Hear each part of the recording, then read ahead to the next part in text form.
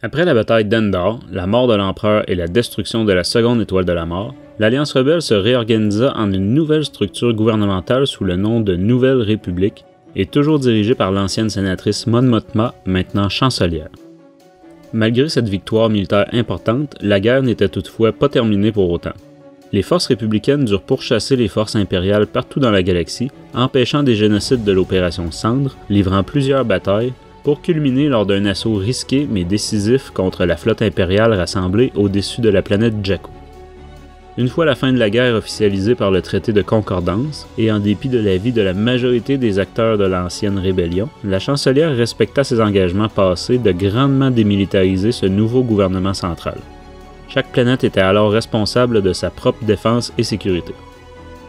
En résulta néanmoins une montée en puissance de certains syndicats du crime et organisations pirates qui en profitèrent pour étendre leur pouvoir. La Nouvelle République était basée sur une décentralisation maximale et un respect des souverainetés locales. De ce fait, de nombreux mondes ne joignirent jamais le gouvernement galactique, tout en entretenant des relations politiques et commerciales très cordiales. Du point de vue administratif, le gouvernement ne s'installa jamais sur Coruscant, siège historique des gouvernements centraux, mais préféra un système de rotation de la localisation. La première capitale fut située sur Chandrila. Malgré la lourdeur administrative d'un gouvernement d'échelle galactique, la Nouvelle République n'atteignit jamais l'ampleur de ses prédécesseurs de l'Empire et de l'Ancienne République.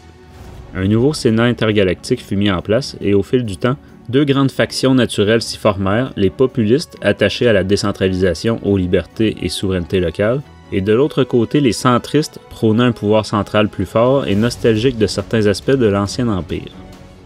Après quelques années, la chancelière Mothma prit sa retraite, ce qui révéla plusieurs lacunes du nouveau système politique en l'absence d'un leader consensuel imposant le respect de toutes les factions.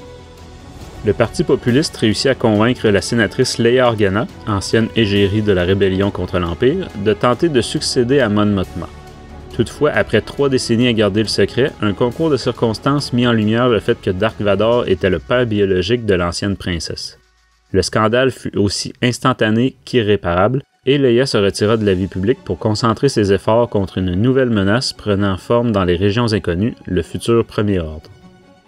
Dans les années suivantes, bien que consciente de la menace réelle que représentait cette organisation grandissante, l'appareil militaire de la Nouvelle République fut paralysé et forcé à la non-intervention et non-agression par des politiques pacifistes et des sénateurs corrompus par le Premier Ordre.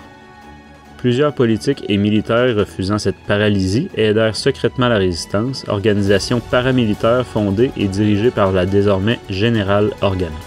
Mais ce fut trop peu, trop tard. Une fois son arme ultime prête à l'emploi, le Premier Ordre passa à l'attaque en détruisant instantanément la totalité du système Osnian, alors siège du gouvernement.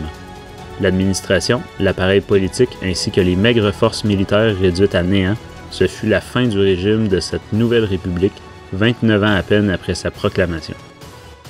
Pour plus d'informations sur la Nouvelle République, en plus des séries télé de Mandalorian et Résistance, je vous invite à lire la trilogie de romans Riposte, la nouvelle trilogie en cours de l'escadron Alphabet, ainsi que les romans Étoiles perdues, Baroud d'honneur et surtout Lien du sang.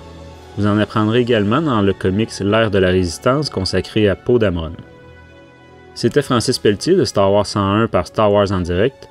Et vous voudriez qu'on développe plus cette période de l'histoire galactique? On veut votre avis en commentaire. Si vous avez apprécié et vous voulez d'autres capsules synthèse, merci de vous abonner, de laisser un pouce bleu et de partager sur vos réseaux. Et que la force du savoir soit avec vous.